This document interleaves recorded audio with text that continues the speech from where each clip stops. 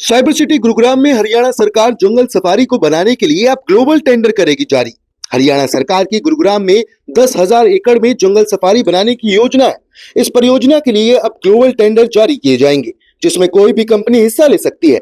Cabinet मंत्री राव नरबीर सिंह ने इसके बारे में जानकारी दी है। दरअसल जंगल सफारी का क्षेत्रफल 10,000 एकड़ में होगा, जिसमें से लगभग 6,000 एकड़ हिस्सा गुरुग्राम जिले में आएगा। कैबिनेट मंत्री राव नरबीर सिंह की माने तो जंगल सफारी पर हर महीने लगभग 100 करोड़ रुपए खर्च होने का अनुमान है। हरियाणा सरकार ने इस परियोजना के लिए एक कमेटी का गठन किया है, जो प्रोजेक्ट की रूपरेखा तैयार करेगी और ग्लोबल टेंडर जारी करेगी। सरकार का उद्देश्य जंगल सफारी को विश्व स्तरीय पर्यटन स्थल के रूप में विकसित करना है। आइए आपको सुनाते हैं इस बारे में मंत्री राव नरबीर सिंह ने क्या कुछ कहा। नहीं, ये 2017, 18, 19 में मेरे पास फॉरेस्ट डिपार्टमेंट था, तो एक मोदी जी का विजन था कि एनसीआर में एक सफारी बनाई जाए। तो उस समय डॉक्टर हर्षवर्धन जी होते थे एनवायरनमेंट और फॉरेस्ट मिनिस्टर, तो उनसे चर्चा हुई तो उन्होंने कहा तो कि भाई एक सफारी एनसीआर में बनानी है। तो मैंने कहा जी मैं उसको हरियाणा में बनाऊंगा। तो गुड़गांव में जगह चिन्हित की थी। उधर थी 5 साल में एमएलए नहीं रहा, और अब दोबारा से फिर मुझे यही महकमा मिला, तो इसकी शुरुआत हमने की है। और मैं वनतारा देख के आया था पिछले 3-4 महीना पहले, तो मुझे वो अच्छी लगी। और जगह भी, विदेश में भी कई जगह जाने का, देख कर आने का अवसर मिला, लेकिन मेरी सोच के अनुसार वनतारा से अच्छी जगह कोई नहीं है। तो मैं बहुत दिनों से कोशिश कर रहा था कि सीएम को एक बार वहाँ साहब को ले जाकर दिखाऊं। तो वैसे ऐसी प्रोग्राम नहीं बन रहा था। अब 3 और 4 को उधर थी मानेसर में ऑल इंडिया मेयर कॉन्फ्रेंस हुई, तो उससे 1-2 दिन पहले मनोहर लाल जी भी कहने लगे कि मैं भी देखना चाहता हूं। तो फिर हम 3 लोगों का वहाँ एकदम प्रोग्राम बन गया। 4 और 5 तारीख को हमने वनतारा को देखा। देखने के बाद देखो, वहाँ कोई भी आदमी जाएगा तो उसको अच्छा लगेगा। वैसे आम आदमियों के लिए उनने वो देखने के लिए खोला नहीं है। वो एक रेस्क्यू सेंटर है जो कोरोना के समय में अनंत अंबानी ने वहाँ खोला था। और आज वहाँ 1.5 लाख पशु पक्षी हैं।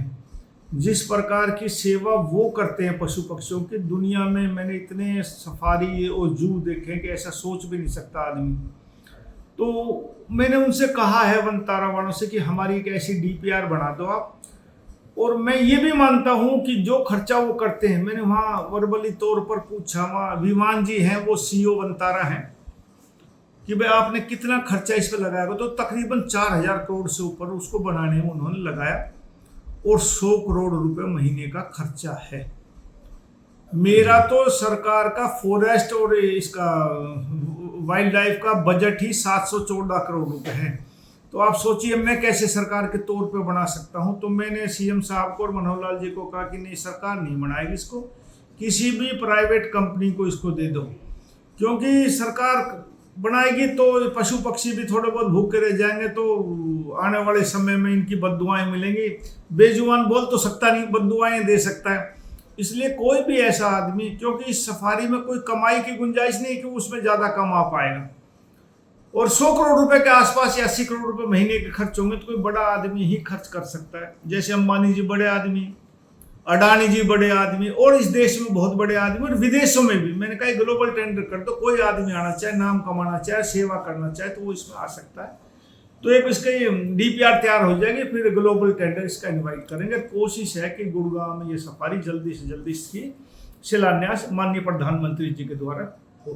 किन महीनों पे ये जो है आइडेंटिफाई किया जाएगा लोगों को जो इसमें पार्टिसिपेट कर सके? नहीं, वो अभी डीपीआर तैयार हो जाएगी, उसके बाद बैठ के कैबिनेट में इसकी चर्चा करेंगे। जैसा कैबिनेट निर्देश करेगी कि भाई ऐसा टेंडर लगाना चाहिए, पीपीपी मॉडल पर लगाना चाहिए, कोई और मॉडल अपनाना चाहिए, वो हम अपना लेंगे।